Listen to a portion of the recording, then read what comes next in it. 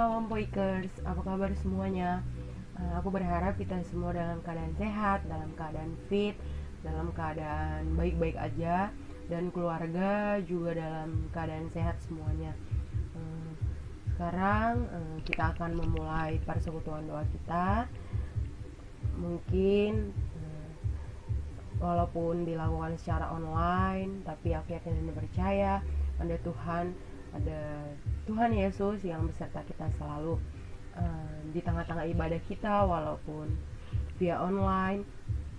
Aku yang percaya setiap masing-masing pribadi kita ada curahan Roh Kudus di dalam hati kita. Sebelum kita memulai persekutuan doa kita, mari kita bersatu di dalam doa. Bapa, terima kasih Bapa atas berkat-Mu ya Bapa. Di pada sore hari ini kami masih dapat melakukan persekutuan doa kami Bapa.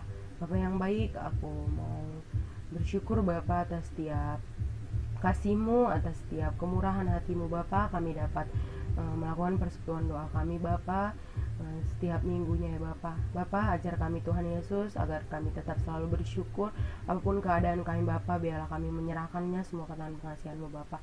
Bapa, kami serahkan ibadah kami ini ya Bapa. Lihat hati kami masing-masing ya Bapa, pribadi kami masing-masing, biar kami mau bukan hanya sekedar mendengar tapi menjadi pelaku firman-Mu Bapa. Bapa, kami adalah manusia yang tidak pernah luput dari dosa. Ampuni dosa dan kesalahan kami agar kami layak mengikuti ibadah ini, agar kami layak disebut sebagai hamba-Mu Bapa. Biarlah kami memiliki hati sebagai hamba ya Bapa, yang mau mendengarkan dan menaati setiap perintah-Mu. Terima kasih yang Bapa yang baik. Hanya curahan Roh Kudus yang berkuasa atas hidup kami Bapa. Hanya dalam nama anak-Mu Tuhan Yesus Kristus kami telah berdoa dan mengucap syukur. Haleluya, amin. Aku mengajak teman-teman buat ingat betapa baiknya Tuhan, melihat kasih setianya Tuhan sama kita hingga pada saat ini.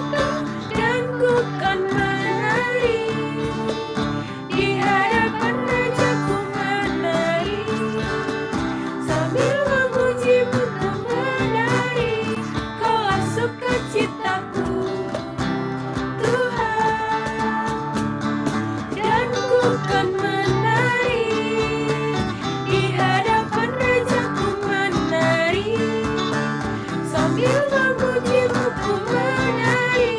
Kaulah sukacitaku Tuhan, kaulah sukacitaku.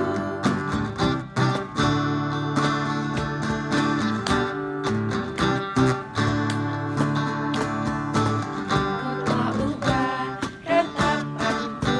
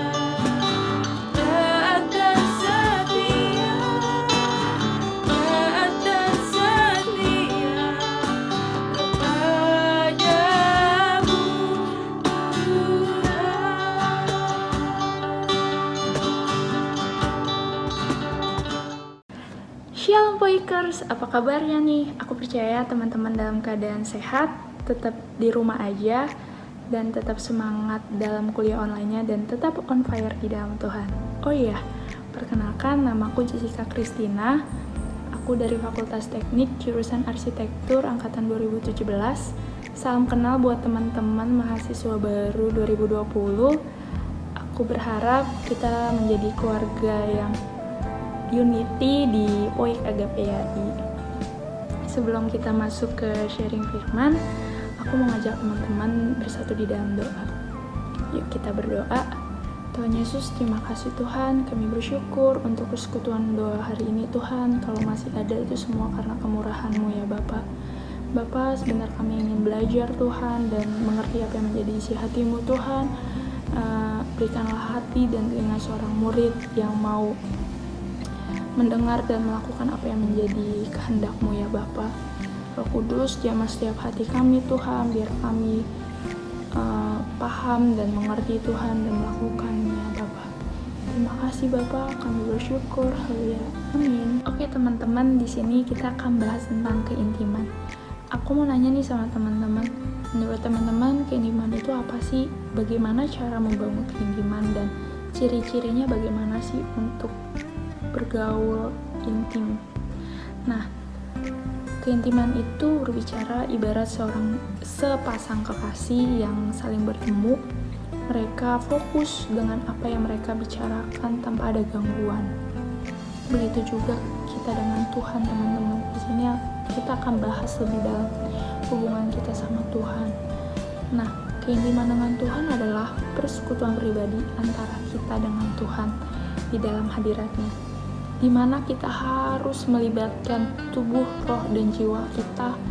Kita serahkan semuanya untuk menjadi miliknya dalam kehendak-Nya. Jangan sampai teman-teman kita datang cuma bawa tubuh jiwa kita doang, tapi roh kita kemana-mana. Begitupun sebaliknya, kita bawa tubuh roh kita, tapi jiwa kita, pikiran kita ke mana-mana. Tapi kita harus serahkan semuanya di dalam Tuhan. Nah, di sini pun aku belajar untuk menyerahkan ketiga-tiganya ketika aku datang untuk bersekutu dengan Tuhan. Yuk kita sama-sama belajar di sini. Kita nggak merasa siapa yang paling hebat, tapi kita sama-sama untuk bertumbuh dan berbuah bersama. Oke? Nah, hidup intim dalam Tuhan itu berbicara tentang cinta mula-mula juga teman-teman, atau kasih yang mula-mula. Cinta mula-mula itu ibarat sepasang kekasih yang baru pacaran, di mana mereka memiliki hidupnya aku padamu lah istilahnya gitu. Mereka merasa dunia milik berdua, cintanya bergairah. Begitu juga teman-teman sama Tuhan, kita harus punya cinta yang bergairah.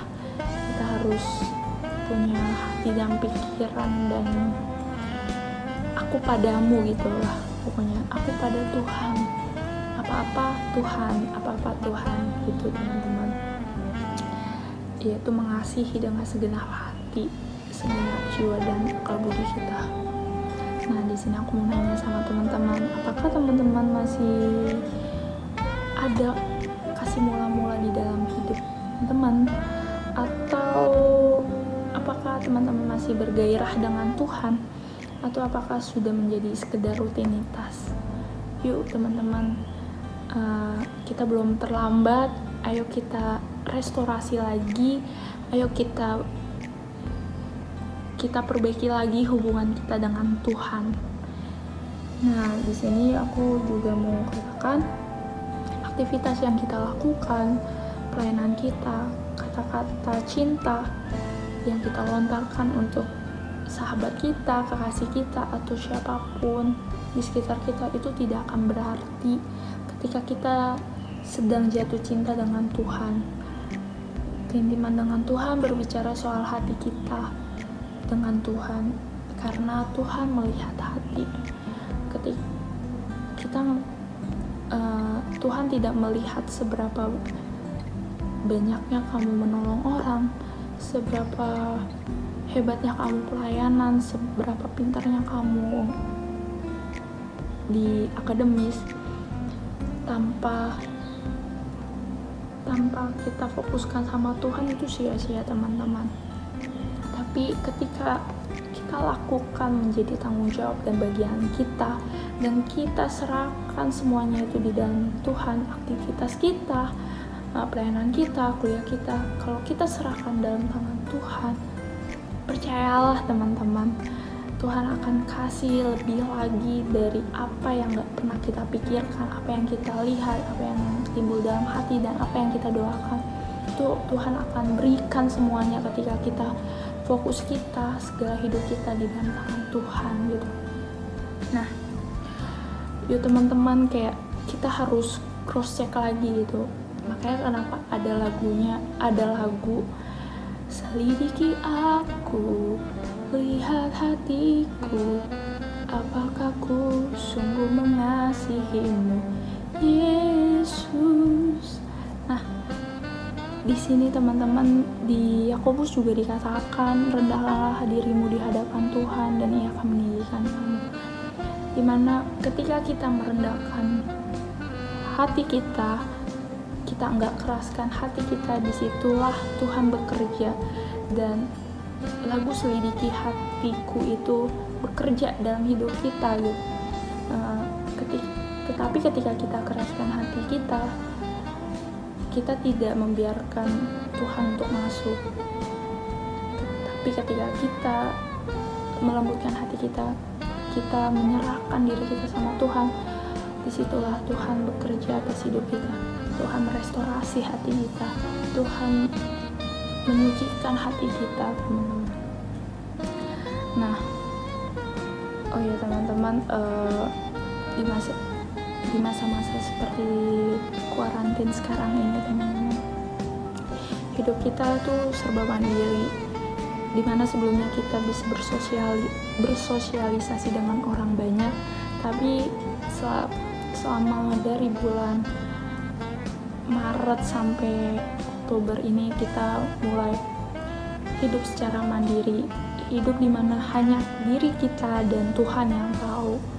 Nah teman-teman, di sini tuh di masa-masa kuarantin ini sebenarnya Tuhan sedang membersihkan baitnya itu apa? Ya hidup kita adalah bait Tuhan. Kita sedang diproses. Di sini kita sedang diproses, teman-teman. Apakah di masa-masa sekarang ini kita tetap melakukan ibadah kita melakukan apa yang menjadi bagian kita untuk Tuhan, atau kita udah mulai turun semangatnya sama Tuhan, atau kita udah mulai malas-malasan akan hidup gitu. Yuk teman-teman, kita harus bangkit lagi, kita sama-sama bangkit, kita sama-sama sekarang udah tahu apa yang menjadi kebenaran firman Tuhan, kita harus lakukan sama-sama teman-teman. Nah, di sini Tuhan sedang membersihkan baitnya dan kita sedang diproses. Nah, aku mau ingatin, beranikanlah dirimu, hadapi setiap prosesnya dengan kerendahan hati dan pandanglah Tuhan yang bersama-sama kita. Untuk sesuatu yang besar, maka ujiannya akan lebih berat dan lebih sulit. Bukankah kita ditentukan untuk pekerjaan-pekerjaan Tuhan yang besar itu, teman-teman? Katakan amin. Kita percaya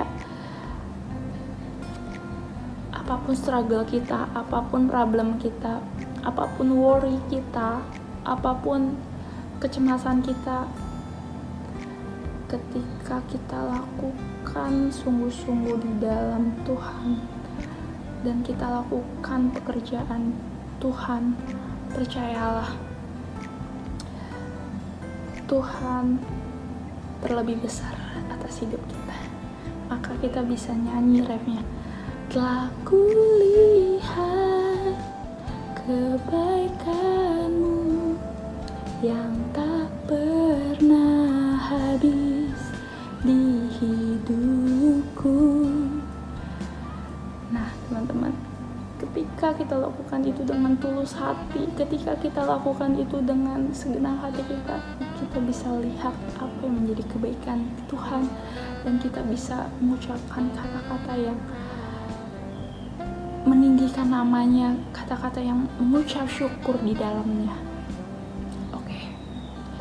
Selanjutnya di sini aku mau kenapa harus hidup intim dengan Tuhan. Yang pertama, orang yang hidup intim dengan Tuhan, ia pasti akan ikut pengangkatan.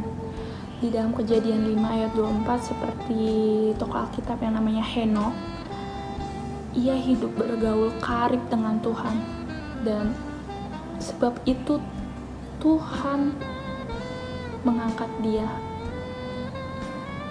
sebab ia telah diangkat oleh Tuhan. Nah, pengangkatan ini apa sih?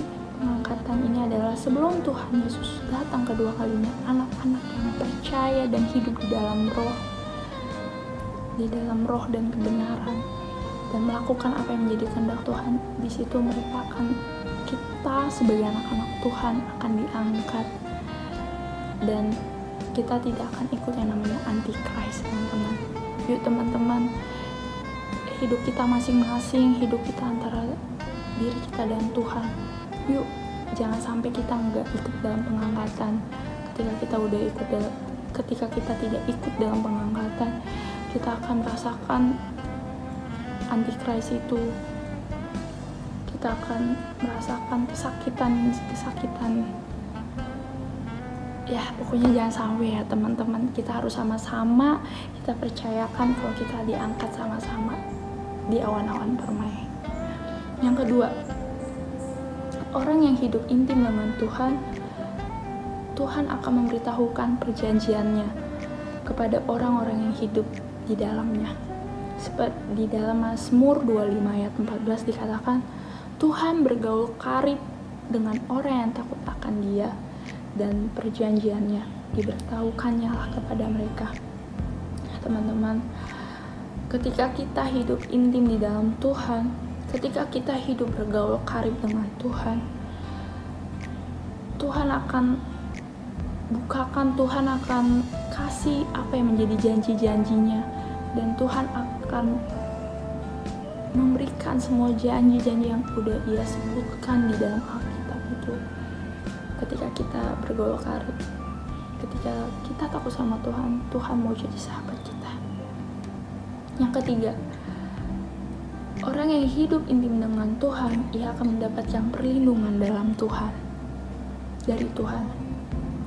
Dalam Mazmur 91 ayat 1-2, di situ dikatakan, orang yang duduk dalam lindungan yang maha tinggi dan bermalam dalam naungan yang maha kuasa akan berkata kepada Tuhan, tempat perlindunganku dan kubu pertahananku, Allahku yang kupercaya.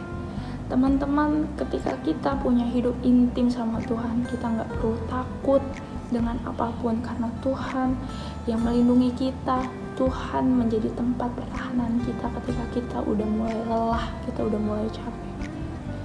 Ketika kita berikan kepercayaan hidup kita di dalam Tuhan. Yang keempat, ketika kita kenapa kita harus hidup intim dengan Tuhan? Yang keempat, menerima apa saja yang diminta Tuhan. Nah, di dalam Yohanes 15 ayat 7 dikatakan, jika kamu tinggal di dalam aku dan firmanku tinggal di dalam kamu, mintalah apa saja yang kamu kehendaki dan kamu akan menerimanya. Wow, Tuhan itu keren banget kan teman-teman, dimana ketika kita cuma suruh hidup di dalamnya, kita nggak kompromi akan dosa, sebenarnya Tuhan akan kasih apapun yang kita harapkan dan apapun yang kita doakan, teman-teman. Tapi ya syaratnya padahal Tuhan cuma pengen kita dekat sama Dia. Nah, ciri-ciri orang yang bergaul intim dengan Tuhan itu apa sih? Nah, yang pertama, ciri-ciri orang yang bergaul intim dengan Tuhan adalah selalu kangen dengan Tuhan. Mana kangen itu berbicara soal hati. Kalau sedang kangen tapi tidak bisa bertemu saat-saat ini nih, kayak pandemi, kita udah kangen namanya suasana kuliah, kita udah kangen suasana pelayanan kita. Itu rasanya sangat sakit gitu kan. Rasanya kayak aduh, pengen cepet-cepet ketemu teman-teman lagi, pengen cepet-cepet ngobrol-ngobrol bareng lagi gitu. Nah, begitu juga sama Tuhan, teman-teman. Tuhan pengen banget kita tuh kangen sama Dia. Mana Tuhan tuh mau ketemu kita, Tuhan mau menikmati setiap penyembahan kita, dan disitulah Tuhan mau kasih cinta mula-mula kita berikan untuk Tuhan semuanya gitu sih. Di Mazmur 63 ayat 1-2 di situ dikatakan, Mazmur Daud ketika ia ada di padang gurun Yehuda, ya Allah, Engkaulah Allahku, aku mencari Engkau, jiwaku haus kepadamu, tubuhku rindu kepadamu seperti tanah yang kering dan tandus tiada berair. Kita belajar dari tokoh Alkitab yaitu Daud, dimana dia tuh selalu menyerahkan hidupnya, dia selalu menyembah Tuhan, selalu mencari Tuhan, dan selalu haus kepada Tuhan, selalu rindu.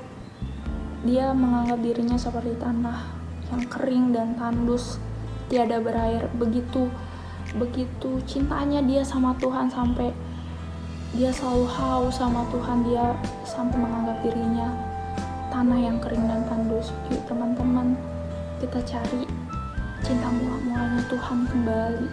Jangan sampai kita enggak hidup dalam cinta mula-mulanya. Terus dalam Mazmur 42 ayat 1-2 di situ dikatakan, seperti rusa yang merindukan sungai yang berair, demikianlah jiwaku merindukan Engkau ya Allah. Jiwaku haus kepada Allah yang hidup. Bilakah aku boleh datang melihat Allah? Wow, pokoknya Daud itu hatinya tulus banget, hatinya murni banget, hatinya sangat haus banget lah sama Tuhan. Di sini kita punya Allah yang hidup. Dia tidak kelihatan, tapi kita bisa merasakan kehadirannya. Allah yang hidup mau berjalan bersama-sama kita. Kita bisa merasakan jamahan hadiratnya. Orang yang haus pasti ingin minum. Benar kan teman-teman? Orang yang haus akan Tuhan pasti dari keluar kata-katanya cinta pada Tuhan dari mulutnya. Ketika kita haus sama Tuhan, kita akan mengeluarkan kata-kata cinta, teman-teman. Coba teman-teman kita renungkan, kalau hari-hari ini kita sering menggerutu dengan Tuhan, pasti kadar cintanya sedang turun dengan Tuhan, kadar cintanya kita sama Tuhan. Yuk kita cek lagi, apakah yang keluar dari mulut kita itu kata-kata yang membangkitkan atau kata-kata yang menjatuhkan. Nah, tadi yang seperti rusa merindukan air, ketika rusa bertemu dengan sungai, rusa itu langsung lompat ke dalam air. Seluruh tubuhnya ada di dalam air, tinggal moncongnya atau mulutnya doang saja yang keluar untuk bernapas.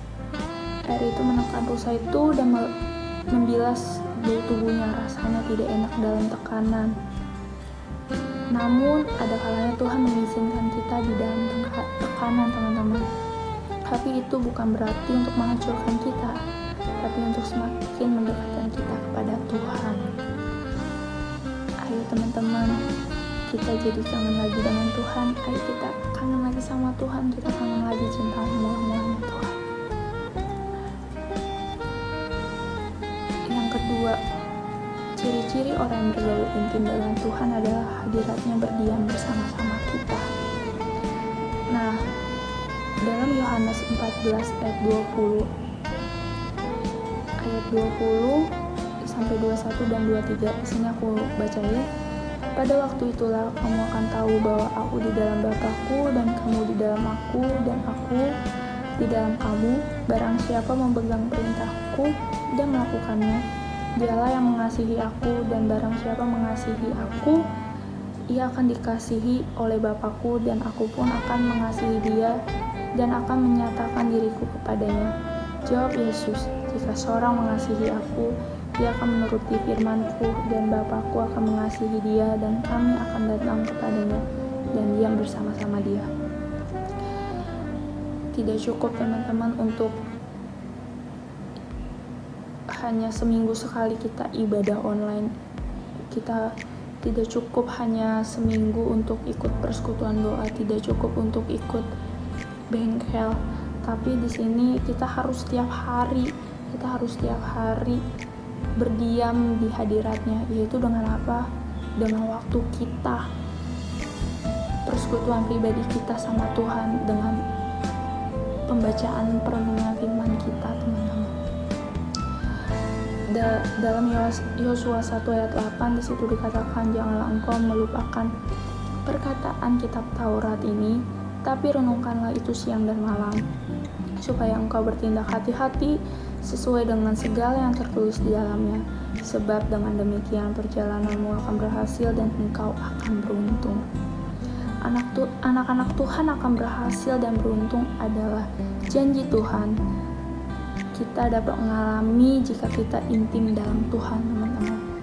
Kita harus baca dan merenungkan firman Tuhan. Itu yang namanya hidup bergaul intim dengan Tuhan. Tuhan Yesus akan segera datang. Kita harus lebih banyak baca Alkitab. Sebagai ilustrasi, bila kita baca 10 pasal sehari nih teman-teman misalnya, maka Alkitab akan selesai dibaca dalam 3 bulan. Jadi kalau misalnya kita baca 5 pasal, kita habis 6 bulan. Ingat teman-teman, Naaman mengalami kesembuhan bukan karena sungai Yordan, tapi karena dia taat akan firman Tuhan. Yang ketiga, ciri-ciri orang yang bergaul intim dengan Tuhan. Yang ketiga adalah selalu senang menyembah Tuhan. Dalam Yohanes 4 ayat 23 di sini dikatakan, tetapi saatnya akan datang dan sudah tiba sekarang, bahwa penyembah-penyembah benar akan menyembah Bapa dalam roh dan kebenaran, sebab Bapa menghendaki penyembah-penyembah demikian.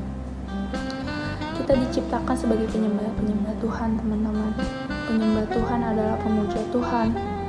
Bukan cuma seminggu sekali kita di persekutuan doa yang tadi aku udah bilang, di bengkel, di ibadah hari Minggu, tapi kita harus menjadi penyembah. Kita harus setiap hari, setiap waktu, setiap menit, setiap detik, setiap jam kita harus menyembah Tuhan. Aku mau kesaksian sedikit teman-teman. Aku kan magang gitu, terus tempat magangku juga lumayan jauh gitu. Nah, ketika aku di perjalanan, di situ aku menggunakan waktu selama perjalananku untuk nyanyi, terus sembah Tuhan gitu. Dimana kita menyembah Tuhan itu enggak dibatasi oleh ruang lingkup kamar atau tempat tembok, tapi kita menyembah Tuhan itu di mana aja. Dan di sini aku kesaksian kayak selama aku di perjalanan, aku naik motor gitu, aku sembah Tuhan, nyanyi lagu rohani, terus di situ aku kayak cerita sama Tuhan gitu. Di situ aku mau coba lebih lagi untuk bangun keintimanku sama Tuhan gitu. Enggak harus aku pulang dulu ke rumah baru aku bangun keintiman, tapi aku mau berikan hidupku untuk setiap menitku, setiap detikku untuk melakukan penyembahan gitu, teman-teman. Di sini aku pun juga belajar, teman-teman, dimana aku pun juga punya lupa untuk yang namanya beribadah secara pribadi, tapi yuk kita sama-sama belajar, kita belajar lagi gitu, kita ingat lagi apa yang udah Tuhan berikan untuk hidup kita, atas hidup kita. Tuhan udah mati di kayu salib untuk tebus dosa kita. Kita hidup dalam kasih karunia. di situ pun aku juga belajar untuk yang namanya bersyukur gitu, dimana di saat-saat seperti ini gitu, tapi Tuhan masih kasih kesehatan buat aku gitu kan, masih kasih berkat yang cukup untuk aku. Dan aku belajar untuk nggak dikit-dikit mengeluh gitu loh. Aku di sini belajar untuk yang mencoba untuk berpikir secara positif gitu, karena aku percaya segala sesuatu yang aku hadapi saat ini nggak selamanya Tuhan biarkan aku di dalam struggle itu, tapi aku percaya janji Tuhan, ketika aku fokus sama Tuhan, aku lakukan itu buat Tuhan gitu. Apa yang nggak pernah aku pikirkan, apa yang nggak pernah aku lihat, dan apa yang nggak aku ucapkan, itu Tuhan berikan gitu. Dan aku bersyukur gitu, di sini aku bersyukur kalau dapat tempat magang yang wow, Tuhan berikan gitu loh. Keren banget ya, pokoknya Tuhan itu keren banget teman-teman. Jangan sampai kita melewatkan kasih Tuhan. Dan pokoknya aku di sini mau cerita tentang kesaksian hidupku. Kalau ketika hidup kita serahkan sama Tuhan, percayalah Tuhan kasih yang nggak pernah kita bayangkan. Sampai jujur aku nggak bisa jelasin gitu betapa baiknya Tuhan atas hidupku. Tuhan berikan magang yang terbaik buat hidupku, dan itu keren banget sih. Tuhan itu keren banget. Terus di sini dikatakan kalau di sini aku juga catat kalau kita sungguh-sungguh mencari Tuhan, Dia pasti memberikan dirinya. Yang tadi aku udah bilang, seorang penyembah adalah bukan hanya orang yang bisa masuk hadirat Tuhan, tapi dia juga bisa menarik hadirat Tuhan. Kita bisa menarik hadirat Tuhan untuk menyertai di setiap tempat kita berada. So teman-teman, be a worshiper teman-teman. Jadikanlah hidup kita penyembah. Jadikan hidup kita sebagai malaikat-malaikatnya Tuhan gitu, malaikat-malaikat penyembahnya Tuhan. Karena Tuhan senang disembah, Tuhan senang dipuja. So teman-teman, yuk kita diciptakan untuk jadi penyembah. So be a worshiper, okay? Nah, di sini pun dalam Yohanes 11 ayat 21 sampai 27, di situ dikatakan, maka kata Marta kepada Yesus, Tuhan, sekiranya Engkau di sini, saudaraku pasti tidak akan mati. Kata Yesus kepada Marta, saudaramu akan bangkit. Karena Marta kepadanya, aku tahu bahwa ia akan bangkit pada waktu orang-orang bangkit pada akhir zaman. Jawab Yesus, akulah kebangkitan dan hidup. Barang siapa percaya kepadaku, ia akan hidup walaupun ia sudah mati. Dan setiap orang yang hidup dan yang percaya kepadaku tidak akan mati selama-lamanya. Percayakah engkau akan hal ini? Jawab Marta, ya Tuhan, aku percaya bahwa engkau lah Mesias, anak Allah, dia yang akan datang ke dalam dunia. Nah teman-teman, di sini dikatakan waktu Lazarus mati pada hari yang keempat, orang yang pertama menemui Tuhan Yesus adalah Marta. Nah ketika Tuhan Yesus bertemu dengan Maria, reaksi Tuhan berbeda dengan reaksinya terhadap Marta.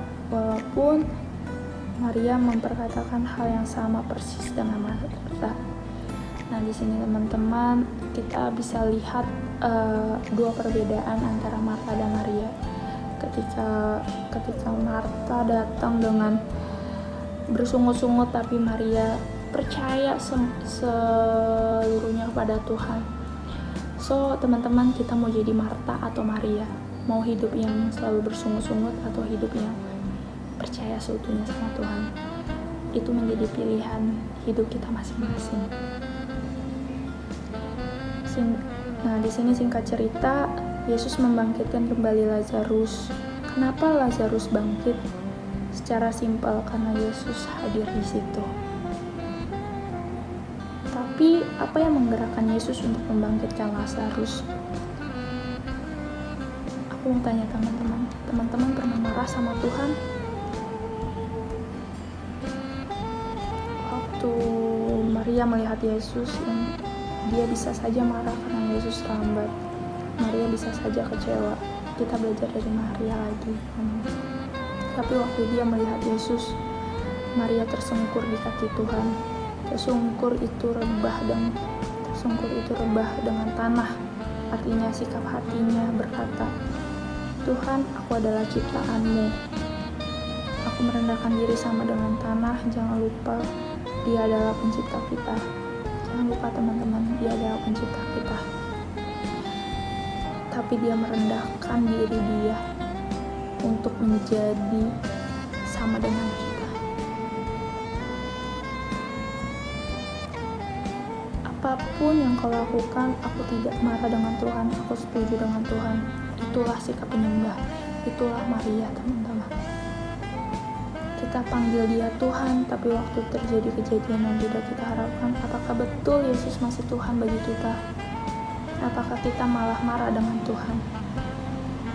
Yuk teman-teman, kita cek lagi.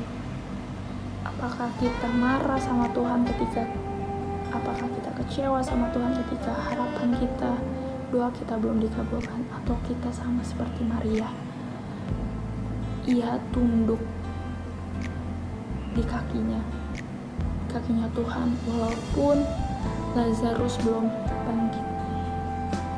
Tapi karena Maria tersungkur sama Tuhan, masgullah hati Tuhan dan membangkitkan Lazarus. Dan kita percaya di dalam cerita Lazarus itu bangkit. So teman-teman, yuk jadi penyembah, yuk kita bangkitkan lagi keintiman kita sama Tuhan. Oke, tetap semangat teman-teman. God bless you. Tuhan, terima kasih Tuhan kalau kami sudah belajar Tuhan apa yang menjadi keintimanku dengan Tuhan, keintiman kami dengan Tuhan ya Bapak.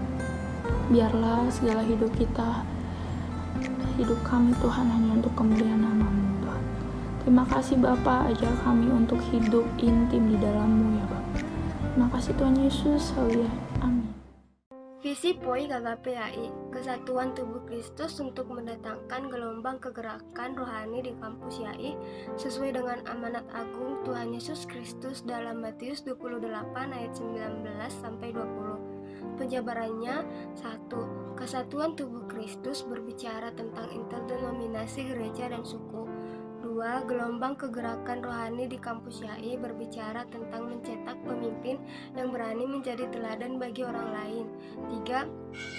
Amanat agung Tuhan Yesus Kristus dalam Matius 28 ayat 19-20 berbicara tentang penginjilan. Matius 28 ayat 19-20. Karena itu pergilah, jadikanlah semua bangsa muridku, dan baptislah mereka dalam nama Bapa dan Anak dan Roh Kudus, dan ajarlah mereka melakukan segala sesuatu yang telah kuperintahkan kepadamu. Dan ketahuilah aku menyertai kamu senantiasa sampai kepada akhir zaman.